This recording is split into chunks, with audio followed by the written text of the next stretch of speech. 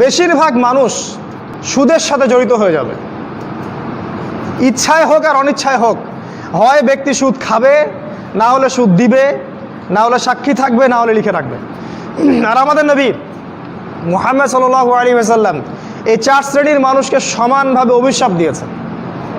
তিনি বলেছেন, আমি মুহাম্মদ সাল্লাল্লাহু আলাইহি ওয়াসাল্লাম আপনার নবী, তিনি বলেছেন যে আমি 4 শ্রেণীর মানুষকে অভিশাপ দিয়ে গেলাম। এক শ্রেণী হচ্ছে যে সুদ খায়, দ্বিতীয় শ্রেণী হলো যে সুদ দেয়, তৃতীয় শ্রেণী যে সাক্ষী থাকে, আর চতুর্থ শ্রেণী যে লিখে রাখে। এই হাদিসের আলোকে পুরো ব্যাংকিং সিস্টেম সুদের আওতায় পড়ে যায়। এবং নবী সাল্লাল্লাহু আলাইহি ওয়াসাল্লাম বলেছেন, সুদের 70টা পাপের শাখা আছে, তার সর্বনিম্ন শাখা নিজের মাকে ধর্ষণ করা।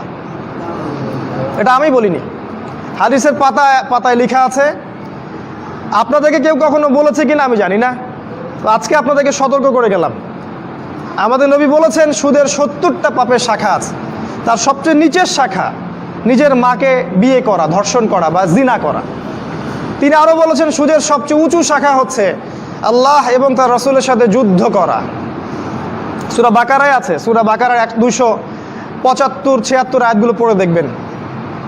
নবী সাল্লাল্লাহু আলাইহি ওয়াসাল্লাম আরও বলেছেন, যে ব্যক্তি 1 দিরহাম সুদ খাবে সে যেন 36টা মেয়েকে ধর্ষণ করলো। এটা বুখারীর হাদিস। আমি নাম্বার বলার সময় পাচ্ছি না, খুতবার সময় সংক্ষিপ্ত। তিনি আরও বলেছেন, সুদখোরদেরকে কবরে যে শাস্তি দেওয়া হবে সেটা হচ্ছে তাদেরকে রক্তের নদীতে ফেলে তাদের মাথাগুলোকে ফাটিয়ে দেওয়া হবে। কারণ সুদের মাধ্যমে সারা বিশ্বের মানুষের রক্ত তারা চুষে নিচ্ছে। এই কারণে এর ফলাফলটা কি হয়? এর ফলাফলে ধনীরা ধনী হতে থাকে, আর গরিবরা যত দিন যাবে আস্তে আস্তে আরও দারিদ্র্যের অতল তলে নিষ্পেষিত হতে থাকবে। আপনার কাছে মনে হবে হয়তো আপনি 10 টাকা দিলে 15 টাকা পাবো, কিন্তু এটা নয়। আপনি আপনার টাকা পাবেন না, আপনি অন্যের রক্ত চোষা টাকা পাবেন। এর ফলে ধনিক শ্রেণীর কোনো ক্ষতি হয় না, তারা অনেক লাভবান হতে থাকে।